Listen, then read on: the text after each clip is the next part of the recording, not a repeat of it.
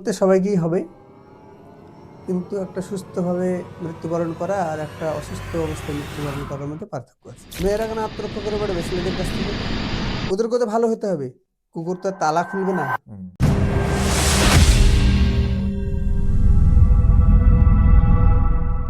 নমস্কার, আমি রিক। Be like water, জলের মতো নমনীয় হও। এই কথাটা বলেছেন ব্রুসলি। এবার আমি এই কথাটা কেন বললাম? ব্রুসলি মানেই ক্যারাটে, আর এখান থেকেই আমাদের শুরু হয় ক্যারাটে জার্নি। আর আজকে যিনি আমাদের সাথে আছেন, তিনিও এশিয়ান লেভেল এবং পুরো বিশ্ব লেভেলে এই ক্যারাটেকে আমাদের ভারত থেকে রিপ্রেজেন্ট করেছে। তাই আজ আমাদের হট চেয়ারে আমরা স্বাগত জানাচ্ছি রাজীব আনসারি মহাশয়কে। স্যার, আপনার এই হট চেয়ারে এসে কেমন লাগছে? হট চেয়ারে এসে সাধারণত ভালোই লাগে, কিন্তু একটু ভয় ভয়ও লাগে, কারণ অনেক ধরনের প্রশ্ন হয়, আচ্ছা, কিছু জানার, কিছু বলার, কিছু না বলার। এখানে ভয়ের বিষয় কিছুই নেই। আপনি এত বড় একটা বিশ্বে একটা নাম ছড়িয়েছেন, যেখানে বড় বড় যারা ওখানেও যারা ছিল, তারাও তো একটা ক্যারেক্টার। তো সেই জায়গা থেকে ভয়, আমাদের ভয় পাওয়া উচিত। না, তো আমাদের কারণ হট চেয়ারে আসার জন্য আপনাকে অনেক অনেক ধন্যবাদ, যে আপনি সময় বার করে আমাদের হট চেয়ারে এসেছেন এবং আমাদের সময় দিচ্ছেন। অনেক অনেক ধন্যবাদ। আর অবশ্যই আপনার যে জার্নিটা। না, ভয়ের বিষয় যখন উঠলো, একটা কথা বলি। একজন গোটা ওয়ার্ল্ডের হেভিওয়েট রেসলিং চ্যাম্পিয়ন ছিল গুলাম মোহাম্মদ, যাকে বলা হয়তো গামা পালোয়ান। আচ্ছা, তিনার যা রেকর্ড, সে রেকর্ড আজ পর্যন্ত কেউ ভাঙতে পারেনি। মানে ব্রুসলিও ওনার ফ্যান ছিলেন। তিনি আচ্ছা, হচ্ছেন গামা পালোয়ান। তো উনাকে হঠাৎ করে একজন স্টেজে তুলে দিয়েছিলেন বলার জন্য। আচ্ছা। তো উনি ঘেমে গেছিলেন পুরোপুরি। মানে বলছে, আমি কুস্তি করে এত ভয় হই না, এত মানে আমার শত্রুকে দেখে ঘাবড়াই না, কিন্তু আমি স্টেজে উঠে বক্তৃতা দিতে গিয়ে আমি এরকম হয়ে গেছি। তো এই আচ্ছা, হচ্ছে বিষয়। হ্যাঁ, কারণ আমাদের বিচার করে যে সামনে যারা দেখছে দর্শক, এটা একটা ভয়, হ্যাঁ, সকলের মনে থেকে যায় যে আমি হুম। ক্যামেরার সামনে বলি কিংবা স্টেজে, এটা মনে একটা ভয় থাকে যদি কিছু ভুল হয়ে যায়। মানে স্যার, আপনি আজকে তো এই জায়গায় গোটা বিশ্বে আপনি আমাদের ভারতকে রিপ্রেজেন্ট করছেন। তো এটা তো একদিন থেকে শুরু হয়নি, আস্তে না, আস্তে হয়েছে। তাহলে আপনার যে জার্নিটা, প্রথমে ক্যারাটের যে জার্নি, সেটা শুরু কখন থেকে হয়েছে? আসলে কারাটে বলে যে কোনো ভাষা আছে, এটা আমি একটা টাইমে জানতামই না। আচ্ছা, তার কারণ হচ্ছে গ্রামে বসবাস করছি। তো আমি মনে পড়ে যে খুব ছোটবেলায়, তখন হয়তো 7-8-এ পড়ি। হুম, বাচ্চারা যেরকম গল্প করে বিভিন্ন বন্ধু বান্ধব সাথে, সেই ধরনের আমি একদিন গল্প করছিলাম। কিছু আমাদের সিনিয়র যারা, তারা গল্প করতে করতে এই কথা তুলেছিল যে একজন কারাটে যদি কেউ শেখে, তো বেশ কয়েকজনের সঙ্গে লড়তে পারবে। হুম, আমি কিন্তু মাথায় ওইটা আমার ঢুকে যাই ভেতরে। তো তারপরে তারা ব্রুসলির গল্প করলো, যে ব্রুসলি এই, ব্রুসলি ওই। ব্রুসলি নামে একটা মিথ আচ্ছা, কেমন শুনতাম, যে ওনাকে জাহাজ থেকে ফেলে দিয়েছিল, তাও মরেনি, হ্যাঁ, বাঘের কাছে পরে দিয়েছিল, তাও মরেনি, এইরকম বিভিন্ন কিছু। ধর ওরা আচ্ছা, সম্পর্কে একটু ভিতর থেকে, কিন্তু ছবিও দেখিনি কোনোদিন। তারপরে এটাই আমি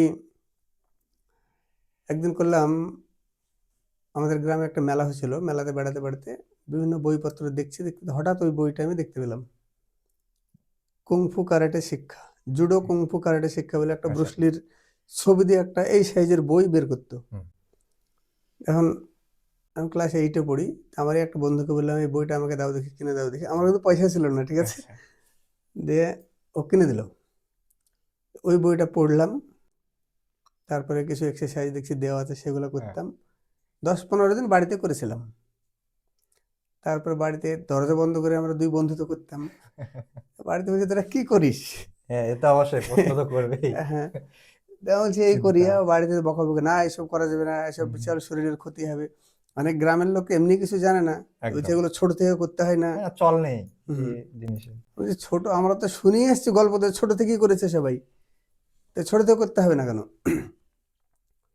দিয়ে তারপরে আবার আমাদের গ্রামে একটা ছেলে ছিল, সেই ছেলেটা শুনলাম গল্পে গল্পে যে ও কারাটে কুম্ফু করতো। হুম, একদিন বসে আছি দুপুরবেলায়, আগে তো বৈঠক ঘর থাকতো, হ্যাঁ, এখন হয়তো মানে আগের আগের মানুষের কি থাকতো, বাড়ি থাকতো, বাড়ির পেছনে একটা বড় জায়গা থাকতো, ওটা বৈঠক ঘর বলা হতো। হ্যাঁ। মানে দুপুরবেলায় হয়তো 20টা 50টা মানুষ এসে ওখানে শুয়ে গল্প করতো, সব রকম থাকতো। আমিও বসে আছি, দেখছি ওই ছেলেটা মানে কুংফু ড্রেস পরে ঘুরে বেড়াচ্ছে আমাদের গ্রামে, যেই এই যে বোতাম লাগানো যে হ্যাঁ। ড্রেসগুলো হয় না, ওই পরে ঘুরে বেড়াচ্ছে। সবাই বলছে যে ওই জানি, দিয়ে আসলো, একটু দেখালো, সবাই বললো যে একটু কুংফু দেখাও, কিছু দেখালো। তারপরে ওর পেছনে ঘুরতে লাগলাম। মানে ও বছরে 2-3 দিন থাকতো বাড়িতে, বাকি নৈহাটিতে থাকতো। হুম। দিয়ে সেইখানে ওর কাছে 2-3 দিন শিখলাম, ওটা কিক টিক, কোনো পার্টিকুলারলি কোনো কোর্স হিসাবে কিন্তু শিখিনি। হুম। এইভাবেই প্রথম মাথায় ঢুকলো আর কি। হুম। কিন্তু গ্রামে কিছু নাই, তো ওই যা পারতাম ওইগুলো প্র্যাকটিস করতাম, এটাই। এভাবে শুরুয়াতটা হয়েছিল আমার আর কি।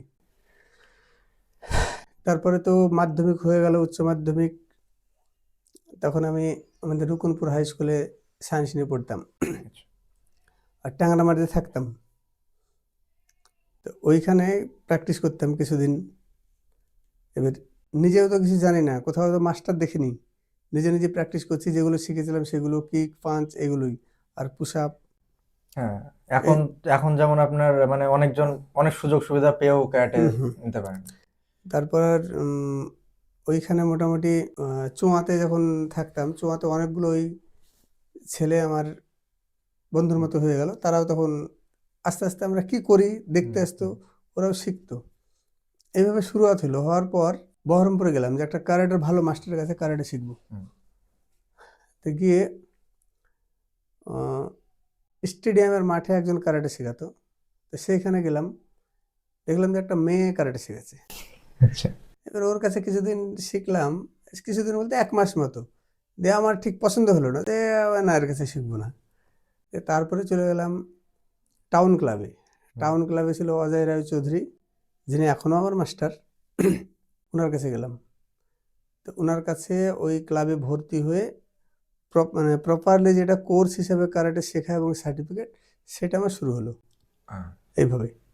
মানে তাহলে এই এরিয়ায় উনি প্রথম একজন। অজয় রায় চৌধুরী, অজয়দা বলে ডাকি, উনি যথেষ্ট ভালো, মানে উনি যতটুকু শিখেন নিখুঁত। তো ওনাকে আমার ভালো লাগলো, সেই কারণে ওনার সঙ্গে প্রথম শিখতে আমি শুরু করলাম। তো খুব বেশি যেতে পারতাম না ক্লাসে, মানে টাঙ্গামাটি থেকে হোক আর আমার গ্রাম বাড়ি তর্তিপুর, ওখান থেকে হোক, যে শেখাতো তো সন্ধ্যার পর, বাড়ি আসার গাড়ি পাওয়া যেত না। বহরমপুর থেকে বাড়ি আসার গাড়ি পাওয়া যেত না, সেই জন্য খুব তাড়াতাড়ি করে শিখে আবার তাড়াতাড়ি করে চলে আসতে হতো। তো এইভাবে যাই হোক শুরু হতো, কিন্তু একটা কাজ কি করতাম, আমি রেগুলারিটি করতাম। আচ্ছা। সকাল সন্ধ্যা প্র্যাকটিসটা করতাম, যতটুকু শিখতাম ততটুকুই। এই বেশি প্র্যাকটিস করার জন্য মোটামুটি তখন এটা ভালো ছিল, পারফরমেন্সটা ভালো ছিল আর কি। আচ্ছা, আপনার এই যে কথাগুলো তো বললেনই যে আমার এভাবে আপনি কষ্ট যেটা করেছেন, এখনকার যেমন বাচ্চাদের কি হয়, পরিবারের থেকে একটা সাপোর্ট পায়, তো আপনার পরিবার থেকে কেমন সাপোর্ট হয়েছে এটা? সাপোর্ট বলতে এখন মনে হয় যে কষ্ট করেছি, কিন্তু তখন কষ্ট মনে হয়নি, এটা একটা ব্যাপার। কষ্ট হলে সে কাজ করা যাবে না, মানে তখন গিয়েছি, তখন মনে হয়েছে যে ভালো লাগা, যদি কোনো জিনিসের মধ্যে ভালো লাগা থাকে, তো সেই জিনিসটার কষ্টটা থাকে না। তাই মানে যেই জিনিসটাই যেই করুক, সেটা যদি ভালো লাগার মধ্যে দিয়ে করে, তাহলে কি হবে, তার কোনো কষ্টই মনে হবে না। তো সেই হিসেবে করেছি। আর পরিবারের সাপোর্ট বলতে, মানে বাড়িতে তো ঠিকঠাক জানতো না যে আমি কোথায় করি, কি করি, কিভাবে করি, মানে জানতো না বলতে আমি জানাইনি। এবার জানাইনি তো সাপোর্ট দিবে কিভাবে? সাপোর্ট তো দিবে, আমি যখন একটা কিছু করছি, আমার স্বপ্ন আছে এটা করার, তখন তো পরিবার থেকে সাপোর্ট দিবে। তো আমি তো কিছুই জানাতাম না, কিন্তু ওরা জানতো যে আমি কিছু একটা করি, হয়তো সাধারণ হয়তো করি, সেটাই ভাবতো, সেই জন্যে।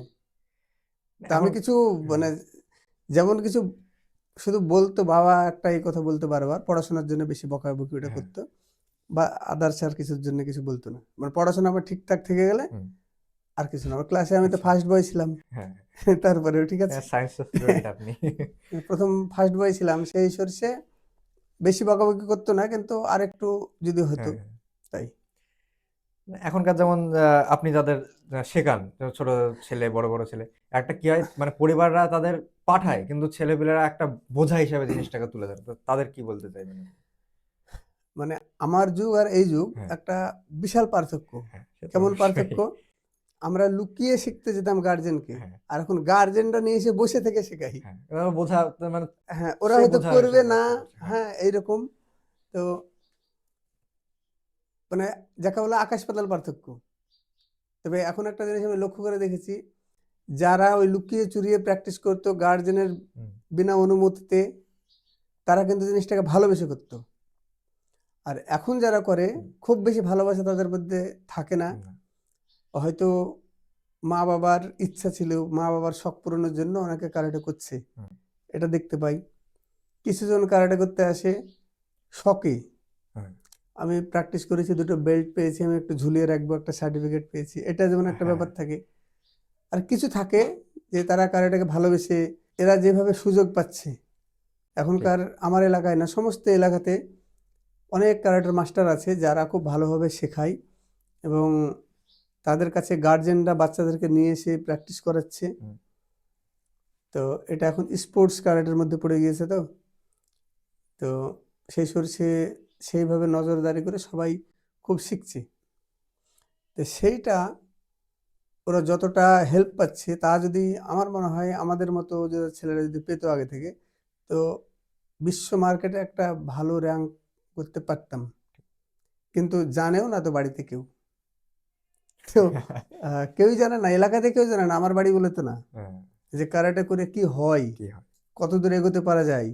ঠিক, এখন নাই মোবাইল অ্যাভেলেবল চলে এসেছে, সবাই জানছে জানতে পারছে। যে কে কোথায় খেলছে, কি করছে, হুম, সবগুলো। আর আগে তো কোথায় একটা খবর শুনতাম রেডিওতে, না হয় টিভিতে, তা আমাদের ধরা ছোঁয়ার পুরো বাইরে। হুম, সেই জন্যে, তবে যারা বাচ্চারা প্র্যাকটিস করছে তাদেরকে হুম, বলবো একটাই কথা, এইটাকে তোমরা গার্জেনের যেভাবে সাপোর্ট পাচ্ছ, তাতে এটাকে মন দিয়ে প্র্যাকটিস করো। যেমন প্রতিদিন আমরা সকালবেলায় শরীরকে ফ্রেশ করার জন্য হাত মুখ ধুই, ব্রাশ করি, তো কারাটেকেও একটা অঙ্গ হিসেবে করে নিতে হবে। আধ ঘন্টা হলেও প্রতিদিন বাড়িতে প্র্যাকটিস করতে হবে, তবেই ডেভেলপ হবে। আপনি আমার মানে গুরুদেব, ঠিক আছে? আপনি যাদের মানে এখন অ্যাডভাইস দিলেন, হুম আপনি ওনাদেরও গুরুদেব। এবার আপনার গুরুদেব যিনি ছিলেন, একটু আগে একটা ছোট্টভাবে আপনি বললেন, হুম হুম কিন্তু সে আপনাকে কি অ্যাডভাইস দিত, সেই হিসাবে যদি আপনি একটা ওনাদের বলতে পারেন আপনার যে। অ্যাডভাইস বলতে, আমার যে গুরুদেব হ্যাঁ, অজয় রায় চৌধুরী প্রচণ্ড প্র্যাকটিস করতেন। মানে সকাল সন্ধ্যা দুবেলা প্র্যাকটিস করতেন, 3 ঘন্টা 3 ঘন্টা 6 ঘন্টা, ওনার ছিল নেশা। আচ্ছা, তো একটা কথা মনে পড়ে, সেই টাইমে উনি যখন কিক করতেন, কিক দেখা দেখা যেত না ঠিকঠাক। হ্যাঁ, মানে এতটাই তার হুম। আমরাও যেমন, ফুর্তি ছিল। আমিও যেমন কিক করেছি, কাউকে দাঁড়িয়ে রেখেছি, পজিশনে দাঁড়িয়ে যাও, আমি কিক মারবো, ব্লক করবা, হ্যাঁ, এইটুকু থেকে হাত গিয়ে ব্লক করার আগে কিক ঘুরে চলে আসতো। এই স্পিডটা ছিল, বলক হ করে, হ্যাঁ, তুমি রেডি থাকো, আমি একটা কিক মাওসিগিরি মারছি, আচ্ছা, তুমি ব্লক করবা। কিক যখন মারতাম, ও হাত তোলার আগে কিক ঘুরে চলে আসতো। তো অজয়দা বলতো যে অজয়দার ওই রকম, যে একটা যেমন হুগলিতে একটা কম্পিটিশন গিয়েছিল, তো ওটা ছিল ডিস্ট্রিক্ট কম্পিটিশন, যেহেতু হুগলি আর মুর্শিদাবাদ এটা, তাই মুর্শিদাবাদের ছেলেকে খেলতে দেবে না। হুম, তো অজয়দা যখন ওই কম্পিটিশনটায় গিয়েছে, বলছে এ তো মুর্শিদাবাদের, এ তো হুগলির ছেলে না, একে খেলতে দেওয়া হবে না। বলে খেলতে দেয়নি, কি কারণে? তার আগে ওর খেলা দেখেছিল, অজয়দার খেলা, যে এ নামলে পারবো না, মানে পারবে না তো বডি, কি কি দেখতে পাবে না, আবার তো খেলবো কি করে, তাই বলছে। তো এইরকম, এবং খুব শান্ত। ক্যারাটেতে সব থেকে বড় একটা অংশ হচ্ছে শান্ত মেজাজ। যদি শান্ত মেজাজ থাকে, শুধু ক্যারাটে না, সব কিছুতেই সে জিততে পারবে, মেজাজ ব্রেনটা যদি কারো শান্ত থাকে। আচ্ছা, তা উনি খুব প্র্যাকটিস করতেন, এটা হচ্ছে সব থেকে বড় ব্যাপার, এবং এখনো করেন, ঠিক। এখনো প্র্যাকটিস করেন। আচ্ছা, আপনি এখন যেটা বললেন আপনার গুরুদেবের যে কিক করতো, সে কিকটি নাকি দেখা যেত না। সেম এই জিনিসই আপনার পাঞ্চ নিয়ে আছে, ঠিক আছে? তো সেই বিষয় নিয়ে আপনি যদি একটু দর্শককে বলেন, তা খুব ভালো হয় বুঝিয়ে জিনিসটা। হ্যাঁ, আমি একটা রেকর্ড করেছিলাম পাঞ্চে, মানে রেকর্ডটাও তারও একটা পেছনে ঘটনা আছে। হঠাৎ পাঞ্চ তো করি, হঠাৎ মাথায় একদিন আসলো ফিল্ডে যে 1 মিনিটে কতটা করতে পারা যায় পাঞ্চ, একবার দেখি। তো করতে লাগলাম। প্রথমে হয়তো 15 সেকেন্ডে দেখলাম কটা পাঞ্চ পাচ্ছি। একজনকে মোবাইল নিয়ে তারপর সেটা স্লো মোশন করে গুনে দেখা হলো। এইভাবে রেকর্ড দেখলাম, দেখার পরে আবার কিছু অ্যাপ্লিকেশন খুঁজতে খুঁজতে দেখলাম যে গিনেস ওয়ার্ল্ড রেকর্ড আছে, ইন্ডিয়া বুক অফ রেকর্ড আছে, এশিয়ান বুক অফ রেকর্ড আছে। তো গিনেস ওয়ার্ল্ড রেকর্ডে অনেক রকমের ফর্ম ফিল আপের অনেক কিছু সময়, অনেক কিছু ব্যাপার আছে যেটা আমি হ্যাঁ জানি না কিন্তু। হ্যাঁ, তখন আমার সহজের মধ্যে মনে হলো যে হুম ইন্ডিয়া বুক অফ রেকর্ডে অ্যাপ্লাই করা যায়। ঠিক তো ওদের সঙ্গে কথা বললাম, ইমেল করলাম, তারপরে ভিডিও ফুটেজটা পাঠিয়ে দিলাম। হুম ওইটা আমার আছে 1 মিনিটে 554টা পাঞ্চ। 500 জন মানে গিনিজ বুক অফ ওয়ার্ল্ডের থেকেও গিনেস বুক অফ ওয়ার্ল্ডে তখন ছিল বেশি। 428টা ছিল 428 1 মিনিটে, অনেকটাই অনেক gap, বেশি। অনেক বেশি। কিন্তু ওইখানে আমি যদি দিতাম তাহলে ওই সার্টিফিকেটটাই পেতাম। কিন্তু যাই হোক, ওটা দেওয়া হয়েছিল না, তারপরে এখানে দিয়েছিলাম। পরে আর গ্নেসে দেওয়াও হয়নি। তো সেখানে সেকেন্ডে নটারও বেশি হচ্ছে পাঞ্চ পাঞ্চ। হ্যাঁ সেকেন্ডে কি না। আমার ভালো লাগাটা অন্য জায়গায়। আমার কথা হয়েছে আমি গ্রামের ছেলে, হ্যাঁ ঠিক। এই জায়গা থেকে আমি শহরের লোক বা অন্য দেশের লোককেও দেখিয়ে দিতে পারছি যে আমরাও গ্রামের ছেলেরা কিছু একটা পারি। হ্যাঁ একদম। শুধু সেইটা দেখানোর জন্য আমার কিন্তু এত কিছু করা। আমি যদি ভারতের যে রেকর্ডটা যেটা আপনি করেছেন, ঠিক আছে, সেটাই কি আমি যদি গিনিস বুক অফ ওয়ার্ল্ডে আমি যদি সেটাকে দার্জ করি, একটা আমি তাদেরকে যদি অ্যাপ্লিকেশন করি, তো সেটা কি তারা গ্র্যান্টেড করবে কি করবেন, এটা হ্যাঁ, আপনার কি মনে হয়? যেটা আমি জানি না। না এবার করবে সেই বিষয়টা। বলি। এই গিনেস ওয়ার্ল্ড রেকর্ড, মানে এই ওয়ার্ল্ড রেকর্ডগুলোতে আবার ওদেরকে একটা আহ, টাকা দিয়ে ফর্ম ফিল আপ করতে হয়। হ্যাঁ, আচ্ছা। এবার গিনেস ওয়ার্ল্ড রেকর্ডে যেটা ওয়ার্ল্ড ব্যাপী হুম। মানে মিডিয়ার মাধ্যমে প্রচার হবে, সেটা করতে গেলে অন্তত 5-7 লাখ টাকার ব্যাপার। তাহলে সেই রেকর্ডটা সামনে আসবে এবং গোটা ওয়ার্ল্ডের বড় বড় মিডিয়াতে, ওইখানকার বড় বড় পত্রিকাতে শুধু বেরোবে। সবগুলোকে নিয়ে ওরা একটা প্ল্যাটফর্ম তৈরি করে করবে। আচ্ছা। এবার তার থেকে কমে করলে কমের মতো হবে, তার থেকে কমে গেলে কমের মতো হবে। হ্যাঁ, মূল হচ্ছে আমার ভিতরে ট্যালেন্ট যাই থাক, কিন্তু একটা টাকার বিষয় তো থাকছেই। আর গ্রাম এলাকায় স্পন্সর পাওয়ার হুম, বিষয় তো খুব কঠিন, স্পন্সর পাওয়াই যায় না। তো সেই সরষে আর ওইদিকে এগোয়নি। তো মাঝে আর একটা ঝোঁক নিয়েছিলাম যে আর একটা নতুন রেকর্ড করব, সেটা হচ্ছে হ্যান্ড ওয়ার্ক, মানে হাতে হাঁটা। হ্যাঁ সেটাও আমি ইন্ডিয়া ওয়ার্ল্ডের যে রেকর্ড আছে হাতে হাঁটার, তার কাছাকাছি পৌঁছে গিয়েছিলাম। যে মাঝে হঠাৎ প্র্যাকটিসটা বন্ধ হয়ে যাওয়ার কারণে, মানে ওটা ছিল 1 মিনিটে কতটুকু হাতে হাঁটা যাবে, 2 মিটার। আর 2 মিটার গেলে তার পার করে ফেলতাম, সেটা 50 সেকেন্ডে। ওই পর্যন্ত করেছিলাম, দেখি কারণে যাই হোক আর প্র্যাকটিসটা সেভাবে হয়ে উঠলো না। নেক্সট একটা চেষ্টা থাকবে। আচ্ছা। আপনি এই যেটা কথা বলেন এই হাতে হাঁটা নিয়ে, এটা তো হলোই। এবার আপনার যে এই হাতে হাঁটা, এই যে প্র্যাকটিস, এগুলো তো শুরু ক্যারাটে থেকেই। হুম, এই ভালোবাসা যে ক্যারাটে, এই ক্যারাটে থেকে এটা সব শুরু। এই যে ওয়ার্ল্ড রেকর্ড সবটা ক্যারাটে নিয়ে।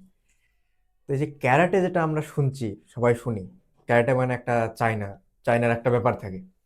তো চায়না, তা অন্য দেশ জাপান এসব আমরা শুনে থাকি।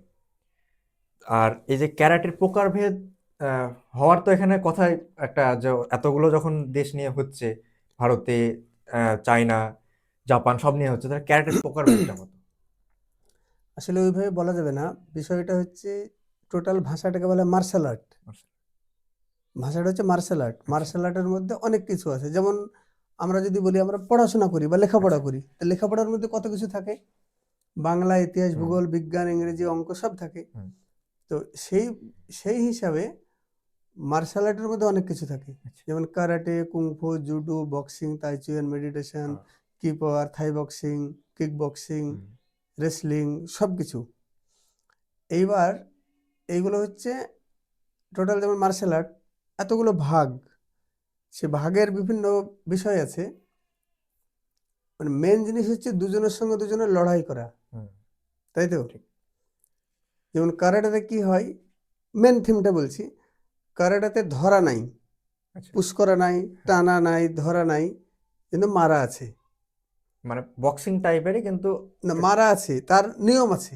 হ্যাঁ, আমি যে এইভাবে মেরে দেবো হুম। এইভাবে না, একটা প্রপারলি নিয়ম অনুসারে মারতে হবে। আচ্ছা। এবার যখন জুডোতে আসবো, তখন মারা নাই, ধরা আছে। হ্যাঁ, ঠিক আছে। এবার যখন কিক বক্সিংয়ে আসবো, তখন কারাটের যে পাঞ্চ সেটা চলবে না, হুম। নর্মাল বক্সিংয়ের মতো। তো এক একটা মানে ওই মার্শাল আর্টেরই বিভিন্ন অঙ্গ সবগুলোই হচ্ছে একজনের সঙ্গে আরেকজনের লড়াই করা। এবার তার মধ্যে যেটা কারাটে, কারাটে যখন জাপানে গেল মার্শাল আর্টটা, তখন তারা একটা অংশকে নিয়ে নিল মার্শাল আর্টের, তখন হয়ে গেল সেটা কারাটে। Correct. এই অংশটাই যখন কোরিয়ায় গেল, হুম। হুম, তখন ওরা এটা নাম দিয়ে দিল তাইকোন্ডো। আচ্ছা। তখন কি করলো যে হ্যান্ড টেকনিক হচ্ছে 10%, লেগ টেকনিক 90%। ঠিক আছে। আর কারাটেতে হ্যান্ড আর লেগ সমান সমানই সমান থাকে। সমান। বক্সিংয়ে যখন চলে গেল, তখন ওইটা হয়ে গেল পায়ের কোনো কাজ নাই, কাজ শুধু হাত দিয়ে মারবে। আচ্ছা, প্রকারভেদ বের করে নিল, এক একটা হ্যাঁ, এক একটা জায়গায় এক এক রকম। এক একটা জায়গায় যখন গেল, তখন সে আলাদাভাবে প্রকারভেদ। সেটাকে, কথার কথা বলছি, একটা স্টুডেন্ট তো সব সাবজেক্টে ভালো হতে পারে না। হ্যাঁ। দেখা যাচ্ছে আমি কারাটের মধ্যে যে অংশটা ভালোবাসি, তাহলে আমি ছাত্রদেরকে সেই অংশটা বেশি শেখাবো তো নাকি? হ্যাঁ, ঠিক। তুই যদি কারাটে শিখিস, ধর হ্যাঁ, তুই যেটা ভালোবাসিস, তোর যদি লেগ টেকনিক ভালো হয় বেশি, আমি ওটা তো শেখাবো। ছাত্ররা ওটাই হ্যাঁ, ঠিক। তাহলে একটা নাম একটা আলাদা চেঞ্জ হয়ে আলাদা গেল চেঞ্জ হয়ে হয়তো। গেল। হ্যাঁ। এবং আমি যে বিশেষ করে কারাটে করি, সেটা হচ্ছে শতকান কারাটে। হ্যাঁ। হুম। তো শতকান কারাটের ফাউন্ডার হচ্ছে ঘিচিং ফুনাকুশি। আচ্ছা। ওনার ডাক নাম ছিল শতো, আর কান বলা হতো স্কুলকে, জাপানি শব্দের কান শব্দ হচ্ছে স্কুল। স্কুল। তো শতকান মানে শতর স্কুল, ও কিছু ছেলে নিয়ে শুরু করেছিল উনি। হ্যাঁ। তাই সেই ক্ষেত্রে ওই জায়গাটার নাম হয়ে গেছে শতকান। শতকান। ওইখান থেকে শতকান হিসেবে চলে আসছে সবই। আচ্ছা। এটা হচ্ছে কারাটের প্রকারভেদ। হুম। এবার কোথাও আমি যেটা করি শতকান, হুম। কেউ করছে আশিয়াড়া, কেউ করছে সেগোকাই, কেউ করছে সিতুরিও, কেউ করছে গুজরিও, আচ্ছা। কেউ করছে কিউকুশিন। তবে কিউকুশিন যে কারাটে আছে সেটা হয় ফুল কন্টাক্ট বেশিরভাগ। মানে? ফুল কন্টাক্ট মানে ফুল পাওয়ারে হিট করা, আচ্ছা, ওর শক্তি, আমি আমার শক্তি, ওর শক্তি, মানে ফুল প্রয়োগ পাওয়ারে হবে। কিক পাঞ্চটা মারা যাবে। আচ্ছা। আর বাকি কারাটে যেগুলো হয়, এগুলো এখন চলে এসেছে WKF, মানে ওয়ার্ল্ড কারাটে ফেডারেশনের আন্ডারে। তারা একটা রুলস বেঁধে দিয়েছে, সেই রুলস অনুযায়ী খেলতে পাওয়া যাবে। হ্যাঁ। স্পোর্টসের মধ্যে ঢুকে দিয়েছে, আচ্ছা। যেন মানুষ যেন ইনজুরি কম হয়। হ্যাঁ। যেমন একটা পাঞ্চ যদি এই পর্যন্ত এসে ঘুরে যায়, তো 2 সেন্টিমিটার দূর থেকে যদি ব্যাক করে, হ্যাঁ। কিক একটা 2 সেন্টিমিটার ধরে টাচ হলো না, কিন্তু এখান থেকে ব্যাক করলো, আচ্ছা। ওটাতে পয়েন্ট দিয়ে দেবে। ও, মানে টাচ করা যাবে না। হ্যাঁ, হালকা টাচ হলো হ্যাঁ। তাতে ঠিক আছে, কিন্তু জোরে যদি জোরে হয়ে টাচ। যায়, তাহলে সেটার পয়েন্ট কাটা যাবে, ফাউল। ফাউল হয়ে যাবে। এখন কারাটে এই জায়গায় দাঁড়িয়েছে। হ্যাঁ। কিন্তু যদি সে ঠিকঠাক, তাদেরকে দুটো জিনিস কিন্তু প্র্যাকটিস করা খুব উচিত আমি মনে করি। হুম। যারা খুব বেশি কম্পিটিশন করে এবং WKF রুলসের মধ্যে খেলে, যদি কোনো শত্রুর সঙ্গে মানে রোড ফাইটে দাঁড়িয়ে যায়, তাহলে কিন্তু আমার মনে হয় তার অসুবিধা হবে। কারণ সে যে বারবার প্র্যাকটিস করছে touch back, touch back, touch back, original শত্রু হিসেবে তাকে মারতে চাও, টাচ ব্যাক হয়ে যাবে। ওটা কিন্তু খুব বিপদ। এটা ভাবনা। হ্যাঁ, কে দেখাচ্ছে সে কম্পিটিশন থেকে প্রাইজ নিয়ে চলে আসছে, কিন্তু শত্রু রোডে এসে আর পাচ্ছে না। এটা হয় অনেক ক্ষেত্রে, আমাদের পরীক্ষিত করা আছে। হ্যাঁ, সে তো হবে, তার প্র্যাকটিস যেটা করছে ওটাই। সেটাই তো তার মানে হ্যাঁ, ফুটে উঠবে সে কি সেই জন্য আমি করছে। বলি যখন এমনি করবে, কিন্তু তার ব্যালেন্সে, তার পাঞ্চিং ব্যাগে হোক, তার কিছুতে হোক, প্রতিদিন ওই ফুল পাওয়ারে মারাটাও প্র্যাকটিস করতে হবে তাকে। তা যদি না করে, তার কাজ হবে না, আসল কাজ যেটা, সেটা কিন্তু হবে না। কিন্তু এবার যদি কেউ মানে ওই খেলতে গিয়ে যদি সে প্র্যাকটিস ফুল পাওয়ারে করে গেল, ফুল পাওয়ারে ফুল চাপিয়ে পাওয়ারে, যায়, তখন হ্যাঁ, ওইটা লেগে যেতে সে পারে। যদি লাগে। হ্যাঁ। কিউকুশিনে যখন যাবে, তখন ফুল পাওয়ারই হবে। আচ্ছা। কিউকুশিনে যারা করে, তাদেরকে প্রথমত বডিটাকে খুব মজবুত করতে হয় খুব। মানে আমাদের মতো বডিতে হবে না অ্যাকচুয়ালি, মানে না, আমাদের মতো যারা বডি আছে তারা হবে হবে সাবধান। পাতলা বা ওইসব কিছু না, হবে। কারণ হচ্ছে যারা রেডি হবে। হ্যাঁ, আমরা যখন প্র্যাকটিস করতাম, তখন তো এই পায়ে থেকে কোনো গার্ড ফার্ড কিছু থাকতো না। হুম। আমি যখন কম্পিটিশন করতাম, আমরা সেই সময় তখন তো খালি হাতে, হ্যাঁ। একটা গ্লাভসও পরতে দিত না, গ্লাভস তো অ্যালাউই নাই। Head guard, teeth guard, chest guard, shin guard, কোনো কিছু অ্যালাউ নাই। হ্যাঁ, একদম ফুল একদম ফেস ফুল বডি। খুলে খেলতে হতো, আচ্ছা। শুধু ড্রেসটা থাকতো। আর এখন ওইগুলো ছাড়া অ্যালাউ নাই। খেলা নেই। কতটা পাল্টিয়েছে বুঝতে পারছিস? হ্যাঁ, মানে যুগের উল্টে সাথে উল্টে উল্টে উল্টে গেছে গিয়েছে পুরোপুরি। পুরো। কারণ এখন যদি একটু লাগে হ্যাঁ, লেগে যাবে, খাবার। আর আমাদের লাগাই ছিল কাজ হুম, সেই টাইমে। তাই আগেকার যারা কারাটে করতো তাদের মধ্যে শক্ত ভাব বা শক্তি ভাবটা অনেক বেশি ছিল। এখন এই প্রাইজ জেতার একটা ট্রেন্ড চলে এসছে, কি না আমার ছেলে খেলছে, হ্যাঁ, বাইরে থেকে প্রাইজ জিতে নিয়ে এসছে, তো কি করে জিতে নিয়ে এসছে সেটা তো আমরা বুঝতে পারছি। ট্রফি জাস্ট সাজিয়ে তো রাখা। এইটা হয় অনেক ক্ষেত্রেই খারাপ হচ্ছে সেইটা, এটাই। সেটাকে একটা মানে আপনাদেরকেই ঠিক করতে হবে, কারণ এই ফিল্ডে তো আপনারাই আছেন, এবার আপনারা যদি ঠিক করতে পারেন তবেই ঠিক হবে এখান থেকে। এখন যেমন আগে যেমন স্কুলে মানে টিচাররা ছাত্রকে মারতো, এখন মারতে গেলে টিচাররা আগে ভয় পায়, মারবো যদি ফ্যামিলি চলে আসে, এরকম একটা ভয়ের একটা বিষয় এখন মানে উঠে আসছে জিনিসটা। কিছু কিছু জিনিস একদম পুরো উল্টো হয়ে যাচ্ছে। আগে পুরো প- উল্টো। আগে কি বলতো যে পরিবার থেকে যদি কোনো স্কুলে দিয়ে আসতো ছাত্রকে, তো বলতো যে যদি পড়াশোনা ভালো না করে তো মারবে। আর এখন টিচারকে আগে শাসিয়ে আসছে, যদি মারো তাহলে খবর আছে। হয়তো মানে হুম। আপনারা বলতে পারবেন, কিন্তু হ্যাঁ যেটা সেটাই তো। দেখছি এখনকার বর্তমান হিসাবে, যেটা দেখছি। আচ্ছা, আমরা তো এটা জানলাম যে ক্যারেটের প্রকারভেদ এসব। এবার এই যে ক্যারেটের যে অরিজিন, মানে যেখান থেকে উৎপত্তি হয়েছে, এটা আমরা অনেকজন মানুষ জানে চায়না কিংবা জাপান, এরকম মানে এক একজনের ধারণা এক এক রকম। হুম। তো সেই ধারণাটা মানে মানুষের যেটা ঠিক না ভুল, এই যে না ধারণাটা। ঠিক বলে না, এটা হচ্ছে ঐতিহাসিক ব্যাপার তো, আচ্ছা। এক একজনের মতবাদ এক এক রকমের থাকে, হুম, আলোচনা সমালোচনা সবই থাকে।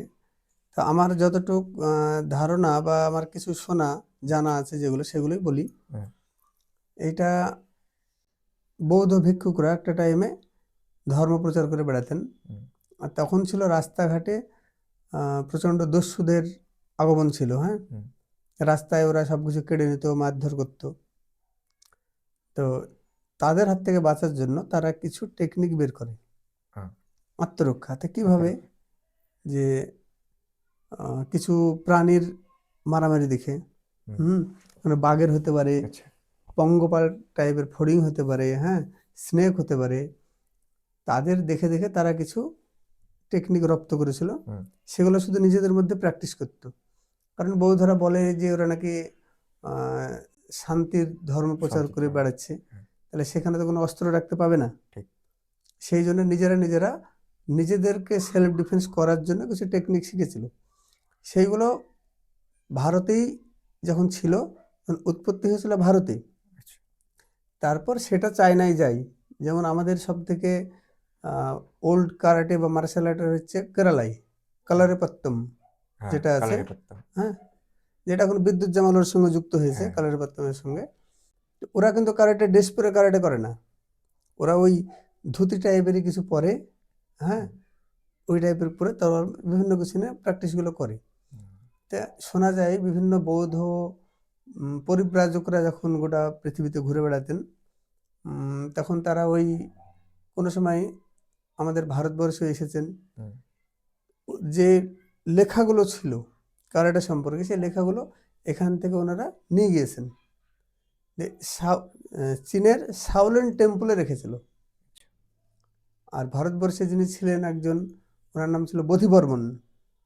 হুম, সেই বোধিবর্মন সেখানে গিয়ে আহ, চাইনিজদেরকে কুংফু শিখিয়েছেন।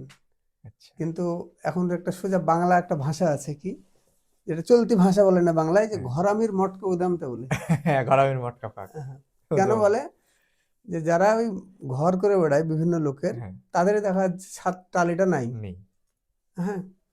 তো সেই ভারতবর্ষ থেকে নিয়ে গিয়েছে। হ্যাঁ, এখন ভারতের লোকেদের কি বাইরেকার লোকের কাছে শিখতে হয়েছে। যখনই একজন ফেসটা আলাদা লাগবে, ফেস হ্যাঁ, চাইনিজ চাইনিজ কাটিং। জাপানিজ একটা ফেস যখনই চলে আসবে, তখন হ্যাঁ এটা ঠিক ক্যারাটে। আছে, এটা একটা কারাটের বিশাল মানুষের মাস্টার। মাথায় ঢুকে গিয়েছে, আমি ওই শুরুতে সে কারণে বললাম যে মানুষের মাথায় আছে যে চায়না থেকেই জিনিসটা এসেছে, এরকম তো একটা চিন্তাধারা। তাদের সিনেমা হোক, হ্যাঁ, তাদের সোশ্যাল মিডিয়া হোক, এমনভাবে এটাকে তুলে ধরেছে যেমন ওদেরই সব কিছু, আমাদেরই কিছু নাই। না, কিছু এই নেই। একটা বিষয় হয়ে দাঁড়িয়েছে। কিন্তু আমার ধারণার মূল কথা হচ্ছে এটা ভারত থেকে সৃষ্টি হয়েছে। হুম, হুম। এবং সেটা গোটা বিশ্বে এখন ছড়িয়ে ছড়িয়ে গিয়েছে। গেছে। আর এটা একটা অবস্থায় গোপনে হতো, মানে কেউ কাউকে শেখাতো না। তারপরে প্রথম বিশ্বযুদ্ধ, দ্বিতীয় বিশ্বযুদ্ধ হলো, এ দেশের সৈন্য অন্য দেশের হাতে ধরা পড়লো, ওই হুম, দেশের সৈন্য ধরা পড়লো, তাদের কাছ থেকে কিছু শেখা, তাদের টেকনিক কিছু রপ্ত করা, ওইভাবে আস্তে আস্তে গোটা বিশ্বে এখন ছড়িয়েছে। তবে আপনারা শুনলেন স্যারের ক্যারাটে বিষয় নিয়ে, ঠিক আছে, আর তার যে রেকর্ডগুলো ছিল সেসব বিষয় নিয়ে শুনলেন। এবার আমি ক্যারাটে থেকে সরে গিয়ে একটু আর একটা পয়েন্ট আমি ঢুকতে চাই। স্যার শুধুমাত্র কে যে ক্যারাটে করে, যে শিক্ষক, একজন সায়েন্সের স্টুডেন্ট, শুধু এটুকুই সীমিত না কিন্তু স্যার, আরও কিন্তু অনেক পরিচয় আছে। স্যার একজন অ্যাক্টর, ছোটখাটো অ্যাক্টর এমন না, বড় বড় পর্দায় স্যারের ভিডিও এসেছে, মানে সিনেমা স্যার করেছে। অ্যাক্টিং যে কেরিয়ার, ক্যারাটে বাদ দিয়েও যে পেছনে যেটা আছে, তো সেই কেরিয়ারটা স্যার আপনি আপনি তুলে ধরুন।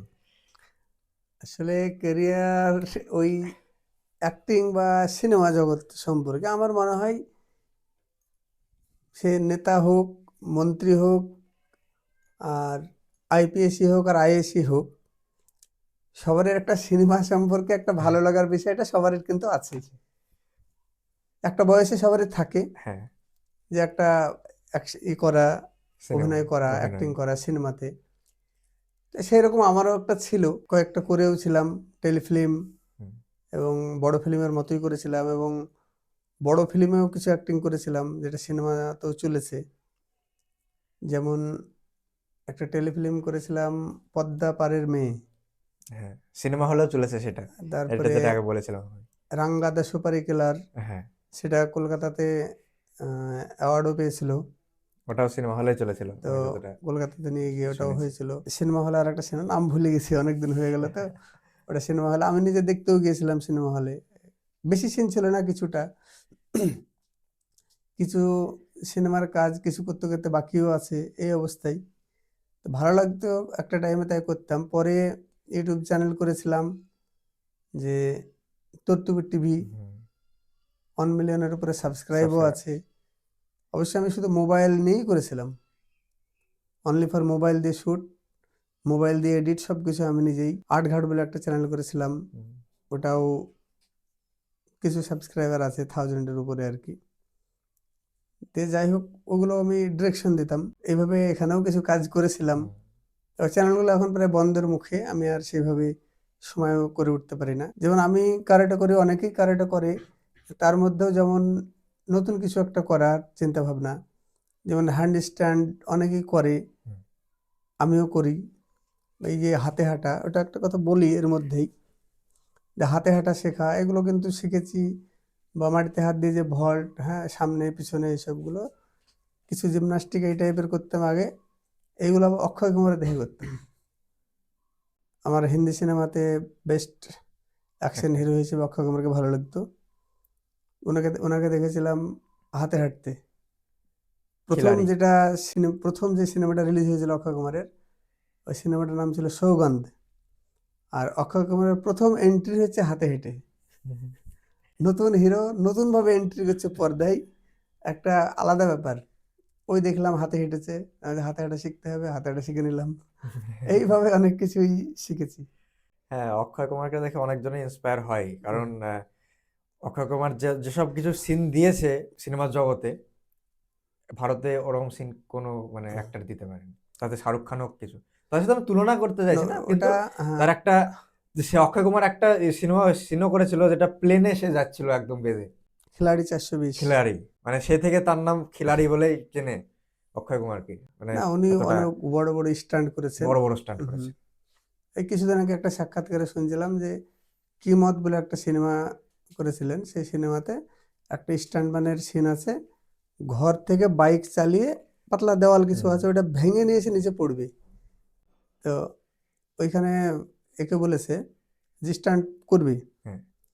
ওকে বলছে তোমাকে তো করার কথা আছে, তো হ্যাঁ, তো কত টাকা দেবে তোমাকে? তো আমাকে 5,000 টাকা দেবে এই সিনটা করার জন্য। তখন মনে যে বলছে এটা আমি করবো। তো ডিরেক্টরকে যে বলছে এই সিনটা আমি করবো, আপনারা আমাকে ক টাকা দেবেন? বলছে, তুমি করবা নিজেই? তো হ্যাঁ, তো আপনাকে কটা দেবো? আপনি যদি নিজে করেন, আপনি যা চাবো তাই দিতে হবে আমাকে। বলছে, ঠিক আছে, আমি কিন্তু এটার জন্য বেশি টাকা নেবো। হয়তো 20,000 বা কিছু চেয়েছিল, হ্যাঁ। তো ওকে তাই দিয়েছিল। তো বললো যে আমাকে ওই যে টাকাটা আমি নিয়ে নিলাম, স্টান্টম্যান যে 5,000 টাকা পেতো ওকে দিলাম 8,000, আর বাদ বাকি সবাইকে দিয়ে খাওয়াই দিলাম। কিন্তু সিনটা নিজের করা হয়ে গেল। রিস্ক নিয়ে আসলে এইগুলো কারাটে যে করে, তো অ্যাকচুয়ালি যে কারাটে ঠিকঠাক করে, তার একটা ভিতরে মানসিক বিশাল সাহস তৈরি হয়। হ্যাঁ, মানে এটা করবো আমার একটা মানে হ্যাঁ। মানে চাহিদা, মানে আমি আর এত একটা নিজের সাহস থেকে তৈরি হয় ভালোবাসা। ওর ওর ফলে ও অনেক কিছু করে যেতে পারে। আপনি একটা অ্যাকশন হিরো টাইপেও কাজ করেছেন, আর ক্যারাটেও আপনি করছেন, এখনো করছেন, আগেও করে গিয়েছেন।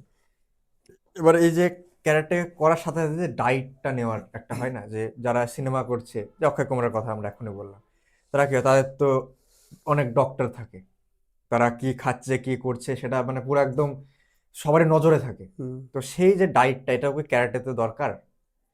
বিষয় হচ্ছে ডায়েট, ফিটনেস রাখতে গেলে তাকে ডায়েটের মধ্যে থাকতে হবে। তার ডায়েটের মধ্যে এবং চলাফেরার মধ্যে পরিবর্তন নিয়ে আসতে হবে। প্রথমত নেশা দ্রব্য ছাড়তে হবে। ঠিক। বিড়ি সিগারেট থেকে শুরু করে আরো যা কিছু আছে সব ধরনের নেশাদ্রব্য বর্জন করতে হবে, এটা হচ্ছে প্রথম শর্ত। হ্যাঁ, নেশাদ্রব্য তো শরীরকে শেষ করে দেবে, ওটা তাহলে তো তার ডায়েট শরীরের স্ট্রেংথ থাকবে না। না, কি করে থাকবে, সে তো জিনিসটা শরীরটা শেষ করছে, ডায়েট তো। আর তারপরে ঘুম থেকে তাড়াতাড়ি উঠতে হবে, আচ্ছা। প্রথম কথা চলার ক্ষেত্রে। তাড়াতাড়ি ওঠার পর তাকে কিছুটা হলে এক্সারসাইজ হোক, কারাটে হোক, কিছু করতে হবে। এবার খাবারকে 3 রকমের ভাগ করে নিতে হবে। একটা হচ্ছে সকাল, দুপুর, রাত্রি। ফার্স্ট সকালের খাবারটা, আমার মতের কথা বলছি, আমার মতের সাথে আর কারোর মত নাও মিলতে পারে, হ্যাঁ, হ্যাঁ, সে তো অবশ্যই। ডায়েটের ক্ষেত্রে। হ্যাঁ, আমার কথা হচ্ছে সকালের খাবারটা পেট পুরে খেতে হবে একদম, যেটা আমরা বেশিরভাগ মানুষই করি না। সকালে একটা চা খেয়ে 12টা পর্যন্ত কাটিয়ে দিই, বেশিরভাগ মানুষ দেখতে পাই। হ্যাঁ, আমাদের গ্রাম এলাকায় দেখতে পাচ্ছি চায়ের পর চা, সকাল থেকে চা খেয়ে 12টা পর্যন্ত কেটে গেল, ওইটা তারপরে ও খাবারটা একই, খেলো। আমিও সেম। তো সকালের খাবারটা একটু খেতে হবে পেট পুরে, কারণ আমি যখন রাত্রে খাওয়া দাওয়া করে শুয়ে থাকছি, গোটা রাত্রে আমার শরীরটার ভিতরের যে ফাংশন, যেগুলো কাজগুলো হয়, সেগুলো করতে অনেক হয়, এনার্জি লস হয়। তো এই যে 12 ঘন্টা মতো আমাদের যদি না খাওয়া দাওয়া করি, তাহলে আমাদের শরীরটা কি থাকবে? তাই সকালে আমাদের ফাস্ট খেতে হবে বেশি, তারপরে দুপুরেও খেতে হবে, হুম, রাত্রে হালকা খেতে হবে। হালকা। রাত্রে খাবারটা হালকা খেতে হবে। মানে একটা ভাষা আছে যে বলে যে সকালের খাবারটা রাজার মতো, দুপুরেরটা রাজপুত্রের মতো, আর রাত্রে এটা ফকিরের মতো। ভাষাটা এটা একটা বলে। আর আরো একটা খাবারের কথা বলি আমি, খাওয়ার মধ্যে আর একটা যাচ্ছি। যখন যে খাবারটা খাবো, দুপুরের ভাত হোক আর পেট পুরে খেতে হবে, কিন্তু এই নয় যে একদম শেষ পর্যন্ত খাচ্ছি। যদি মনে হয় যে আমি 5খানা রুটি খেতে পারবো, তা আমার 4খানা খাওয়াটা ঠিক শরীরের পক্ষে, তাহলে তার শরীর যথেষ্ট ভালো থাকবে। আর তার সঙ্গে কিছু স্যালাড জাতীয় খাবার যদি কেউ খায় খাওয়ার আগে, খুব ভালো হয়। সঙ্গে দুধটা খুবই জরুরি দরকার খাওয়া। আর একটা বিষয় হচ্ছে যে অনেকে অনেক রকমভাবে নেয়, কিন্তু আমি কিন্তু কোনো রকমের সাপ্লিমেন্ট জাতীয় খাবার আমি পছন্দ করি না। কারণ সাপ্লিমেন্ট যেভাবেই তৈরি হোক না কেন, যেভাবেই বলুক না কেন, যেভাবেই অ্যাড করুক না কেন, যে আমেরিকার কোম্পানি হোক আর যে কোম্পানি হোক, করছে কিন্তু আলাদা কোনো একটা মানুষই। হ্যাঁ, হ্যাঁ, এখানে ওই যে জিম ট্রেনার যারা হয়, জিমেও তো অনেকজন যায়, মানে অনেক জিম ট্রেনার বলে সাপ্লিমেন্ট লাগবেই লাগবে, আর আর কিছু জিম ট্রেনার হয় বলে সাপ্লিমেন্ট মানে নিতে হবে না, মানে ওরা মানে পুরো বিরুদ্ধে, একদম নর্থ আর সাউথ পোল এরকম একটা বিষয় হয়ে যায়। তো ওই সাপ্লিমেন্টের বিষয়টা হচ্ছে, সাপ্লিমেন্টে খুব শরীরকে তাড়াতাড়ি বাড়ায়, আর তাড়াতাড়ি জিনিসই ক্ষতিকর। ঠিক, এটা ঠিক একদম আছে, ঠিক, এটা মানতে হবে, এই জিনিসটা তাড়াতাড়ি জিনিসটাই হচ্ছে ক্ষতিকর। ক্ষতিকর। হ্যাঁ, আর এতে 6 মাস 1 বছর কেউ জিম করছে, তার 6 প্যাক বেরিয়ে টেরিয়ে একদম মানে বিশাল কিছু হয়ে যাচ্ছে, কিন্তু তাতে স্ট্রেংথ কই?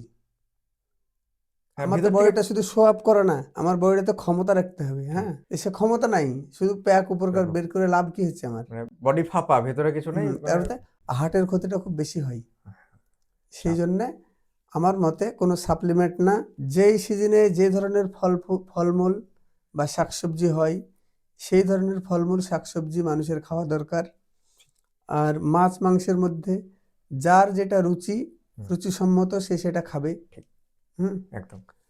আর দুধ খাওয়া যেতে পারে, খুব ভালো জিনিস, এবং আমি প্রতিদিন খাই, ওইটা আমাকে সব থেকে ভালো লাগে। তো একটা জিনিস মাথায় রাখতে হবে, কোনো জিনিসেরই অতিরিক্ত ভালো না, এই জিনিসটা মাথায় রেখে চলতে হবে।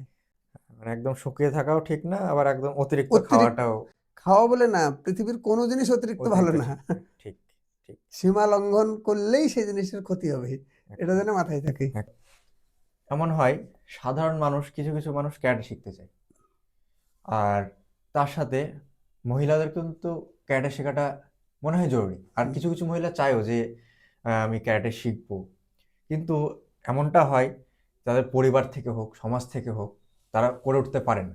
যে আপনি কিছুক্ষণ আগে একটা বললেন ক্যারাটের এতগুলো প্রকারভেদ, তাই তো?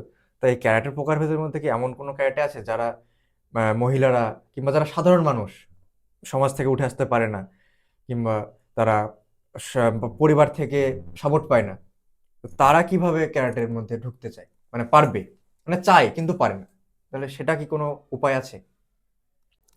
সেটা উপায় বলতে, কারাটে আমি যেমন আমার হরিহরপাড়া থানার প্রত্যেকটা আহ, ঘরে ঘরে কারাটে সম্পর্কে চর্চা শুরু হয়েছে, আমাকেই মোটামুটি ভালোভাবে শুরু হয়েছে, এক নামে সেভাবেই চেনে। তা আমি চাই যে সবাই কারাটের মধ্যে আসুক, তাদের যদি প্রয়োজন হয়, যেমন অসুবিধা এখন কোন ধরনের অসুবিধার কারণে করতে পারছে না হুম, সেটা জানতে পারলে সেই ধরনের অসুবিধাটা তো দূর করা যাবে, এটা হচ্ছে মূল বিষয়। কেউ যদি মনে করে আমি প্রপারলি কারাটে শিখবো, সার্টিফিকেট অনুযায়ী, বেল্ট অনুযায়ী কম্পিটিশন করব, সেটা এক ধরনের দিক।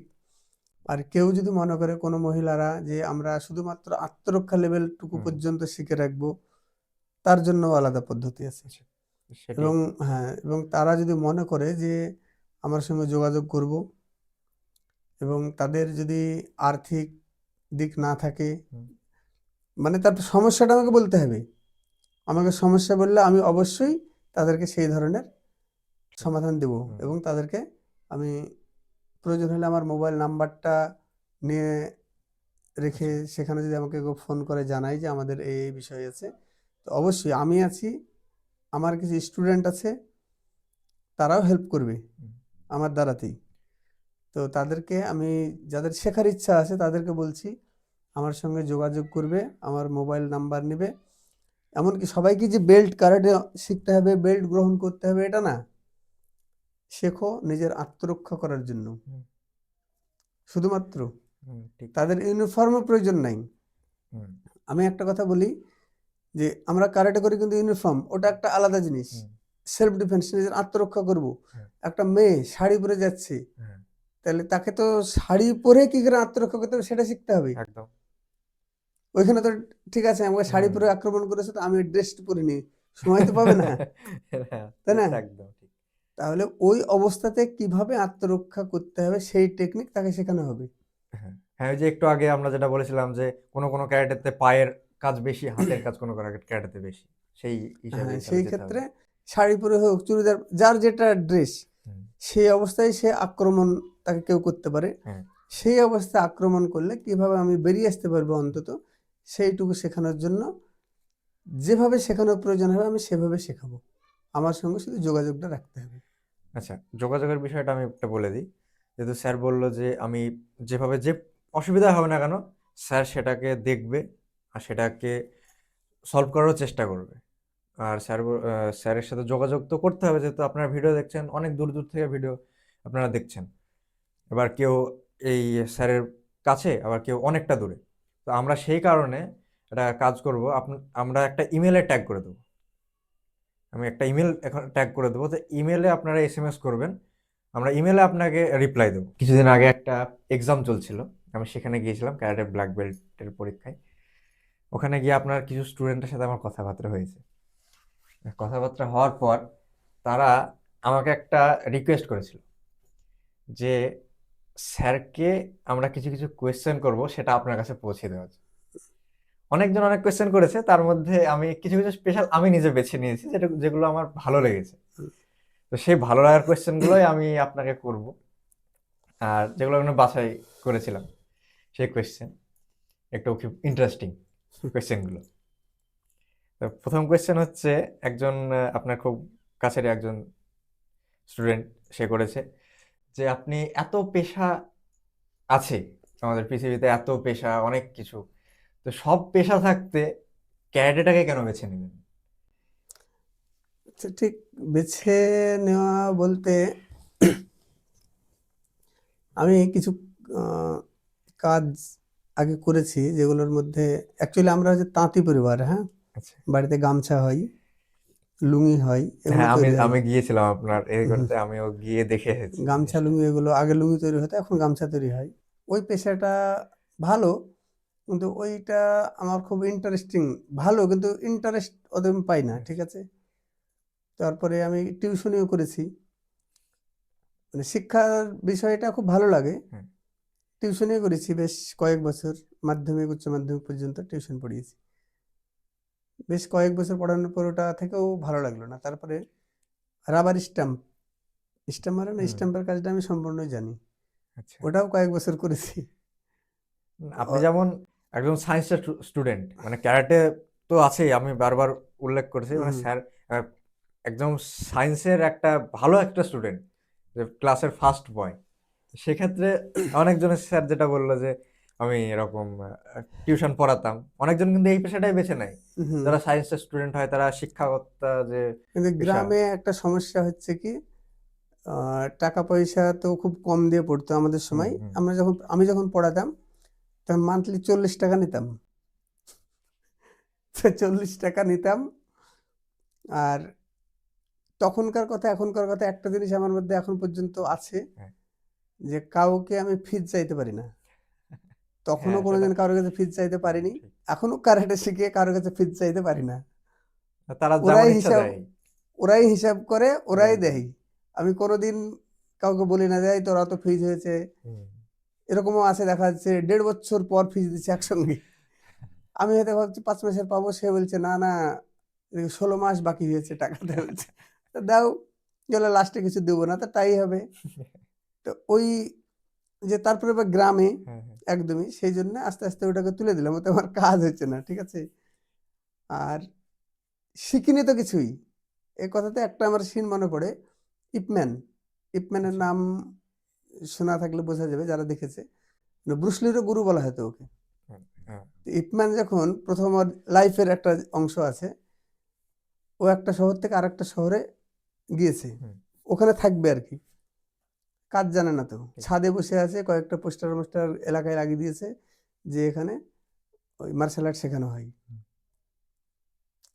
তো বলছে আমি কি করব বাড়িতে, বলছে আমি তো কোনো কাজ জানি, একটা জিনিসই তো শিখেছি, শেখার মধ্যে তো ওইটাই শিখেছি। হ্যাঁ, তাই ছাত্র খুঁজছে, তাই বসে আছে। এই সিনেমাটা দেখেছিলাম।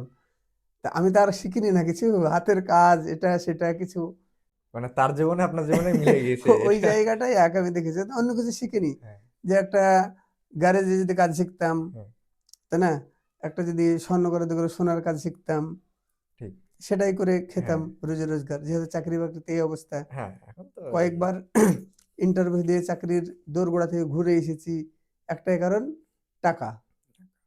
হ্যাঁ, এইটা। টাকা চেয়েও ছিল, দিতে পারিনি, সেই দোরগোড়া থেকে ঘুরে এসেছি। হ্যাঁ, ইন্টারভিউ দেওয়ার পরে তো সেই জন্য ওই একটা জিনিসই শিখেছি। তবে আমার মূল জিনিস হচ্ছে, একটা থিওরির উপর আমি চলি, হুম। ইনকাম যেটাই করি সেটা সৎ পথে। হ্যাঁ ঠিক। কাজকে আমি ছোট বড় দেখি না। না। তো এটা ছিল আমার আগে নেশা, এখন ওইটা নেশাটা পেশার সঙ্গে যুক্ত হয়ে হ্যাঁ। গেছে, তাই চলছে। এখন জানি না কতদিন এভাবে চলবে, আর যতদিন চলে সেটাই হ্যাঁ, ভালো। আর এটা ছোট বড় কাজ বলতে কি, আপনি যেটা করছেন এটা তো একটা আরো বৃহৎ আকারের কাজ, আপনি একজনকে নিয়ে করছেন না, এটা তো করছেন মানে শয়ে শয়ে হাজারে হাজারে মানুষ নিয়ে আপনি আর করছেন। এখানে আমার আরেকটা ইয়েও খুব ভালো লাগছে, যে আমার যারা স্টুডেন্ট তারাও অনেক স্কুলে এখন ক্যারাটে হ্যাঁ শেখাচ্ছে, এবং তাদেরও একটা মান্থলি ইনকাম সোর্স আসছে সেখান আসছে। থেকে। আর আমার এইটুকু ভালো লাগছে যে আমার কাছে শেখার পরে তারা একটা ইনকাম সোর্সের একটা রাস্তা পেয়েছে, সেটা হ্যাঁ। আমাকে খুব ভালো লাগে। আর আরেকটা বিষয় আমি একটা ক্লিয়ার করে দিই, মানে স্যারের যেটা স্যার বললো ভালো লাগা থেকে এত দূর আসা, তো এই স্যারের এই একটা ছোট ভালোবাসার জন্য স্যারের আরো যারা মানুষ আছে তাদের কিন্তু যে রোজগার সেটা কিন্তু জেনারেট হলো। হুম। মানে এই জিনিসটা একদিনের পরিশ্রম ছিল না, পরিশ্রম ছিল অনেক দিনের, কিন্তু ফল পাচ্ছে অনেকজন। এটা খুব ভালো লাগার একটা, মানে একটা খুব সুন্দর বিষয় আমার একটা জিনিসটা। এবার আর একজনের কোয়েশ্চেন এবার আপনার সামনে তুলে ধরি। একজন খুব বড় না, সে কিন্তু আপনার একটা খুব একটা ছোট টাইপের স্টুডেন্ট, কিন্তু তার মানে যে কার্যকলাপ সেটা কিন্তু বড়।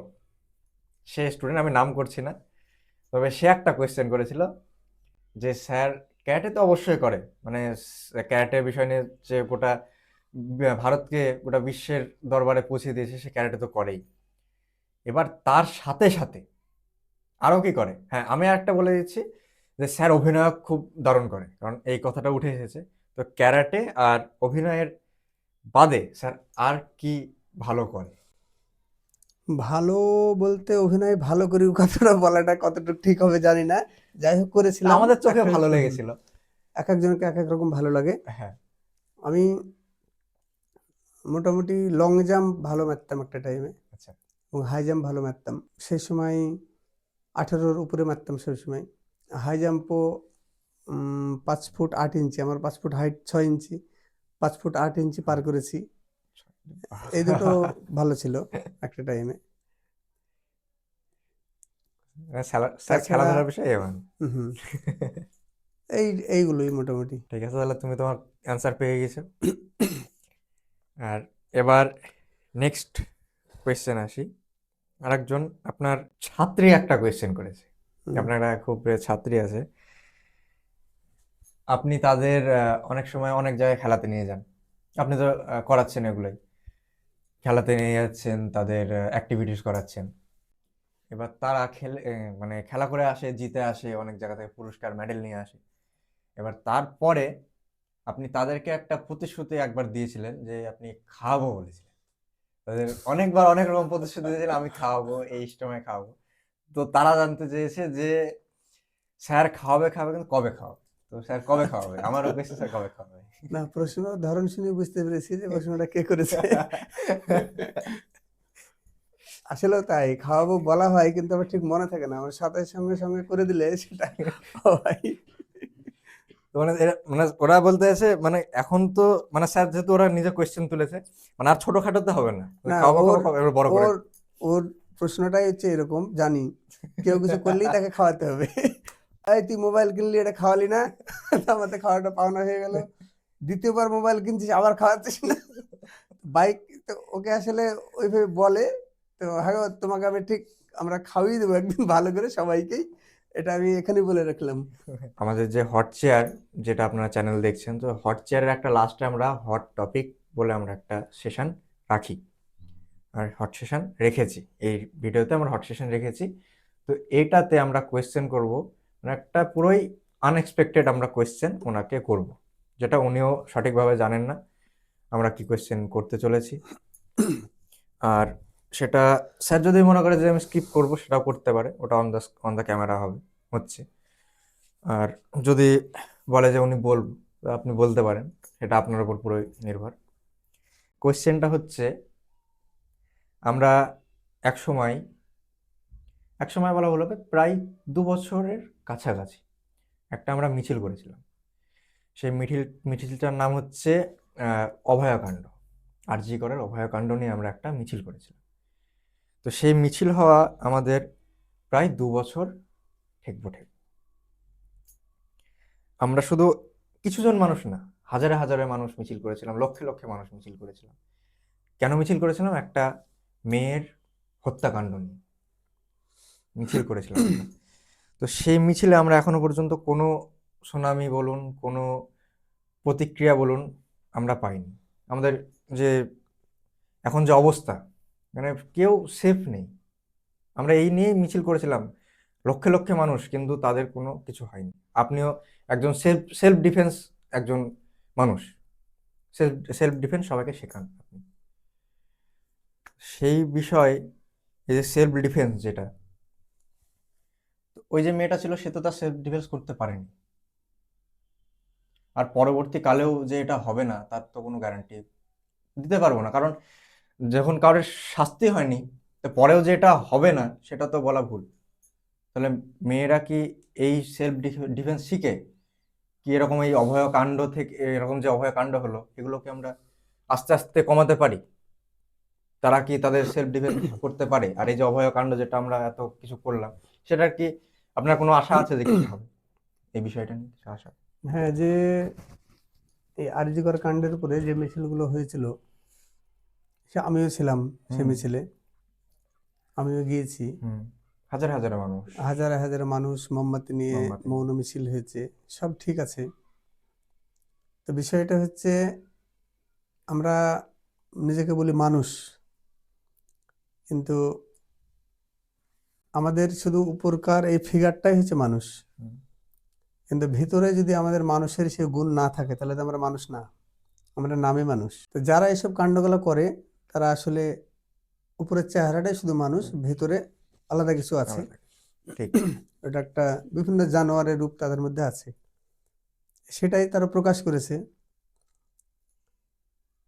তো অরিজিনালি যদি আমরা সবাই মানুষ হতাম তাহলে কিন্তু আমাদের কাছে কারাটে শিখতে হতো না সেলফ ডিফেন্সের জন্য। হ্যাঁ, ঠিক। এটা কিন্তু একটা একদম লজ্জার।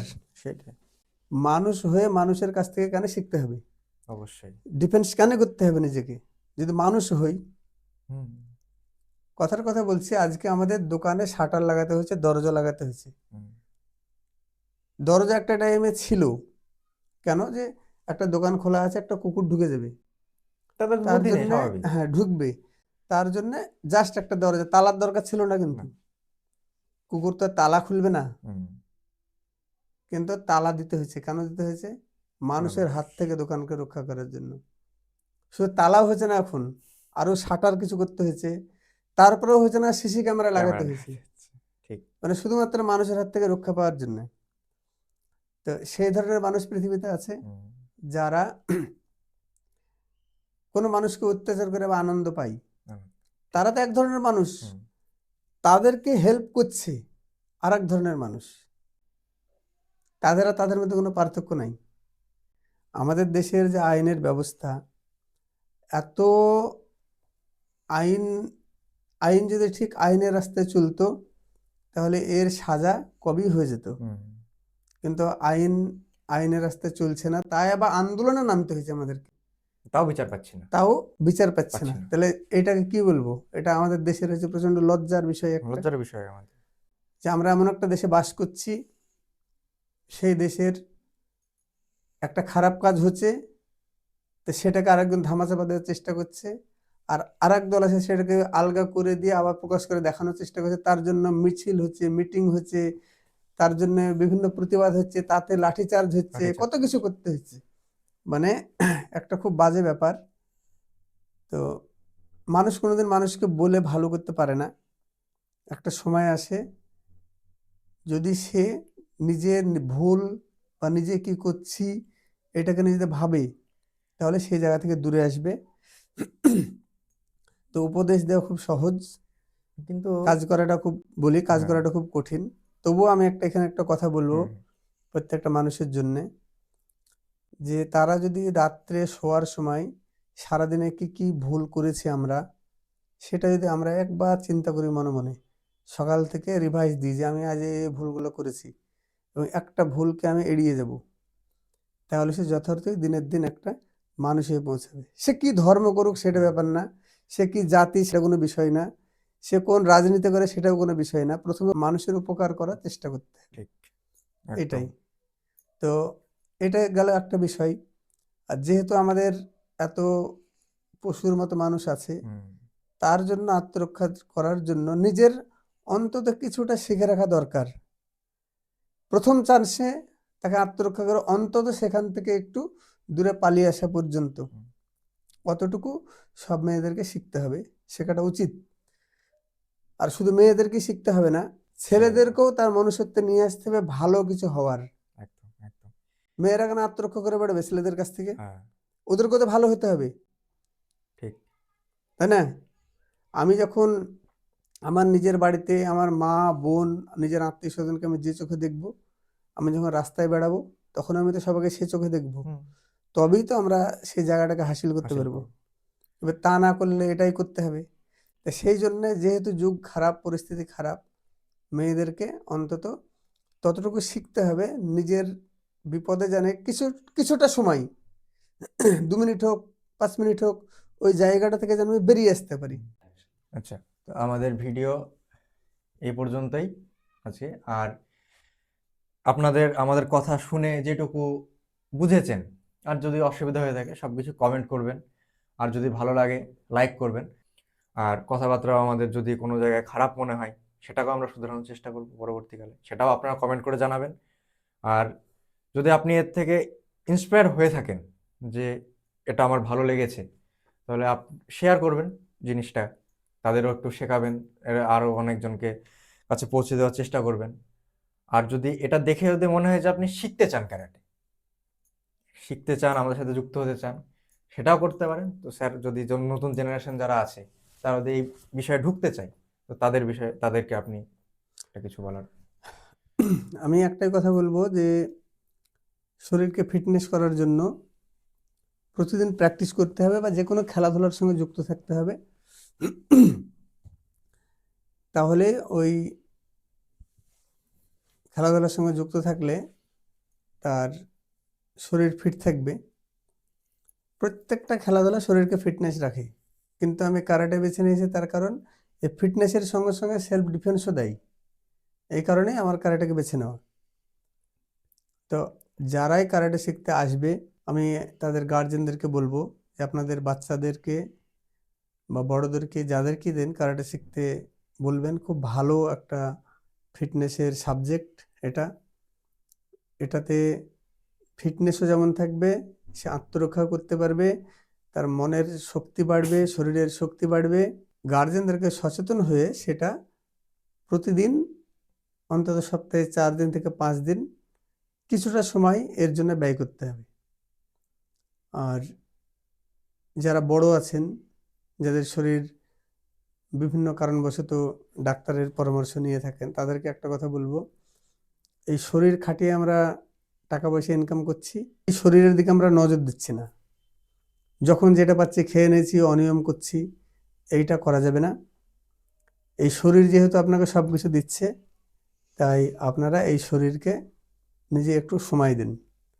প্রতিদিন আধ ঘন্টা হোক, 40 মিনিট হোক, আপনি যদি আপনার শরীরকে সময় দেন, আপনার শরীর আপনাকে অনেক কিছু দেবে তার পরিবর্তে, এবং অনেক দিন পর্যন্ত সুস্থভাবে জীবনযাপন করে। মরতে সবাইকেই হবে, কিন্তু একটা সুস্থভাবে মৃত্যুবরণ করা আর একটা অসুস্থ অবস্থায় মৃত্যুবরণ করার মধ্যে পার্থক্য আছে। ঠিক। তাই আপনারা প্রতিদিন আপনাদের শরীরকে একটু সময় দেন সুস্থ রাখার জন্য। এটাই আমার বলার। আজকের ভিডিও এই পর্যন্তই। আপনারা দেখতে থাকুন হট চেয়ার, আর চ্যানেলটাকে লাইক, শেয়ার, সাবস্ক্রাইব করুন।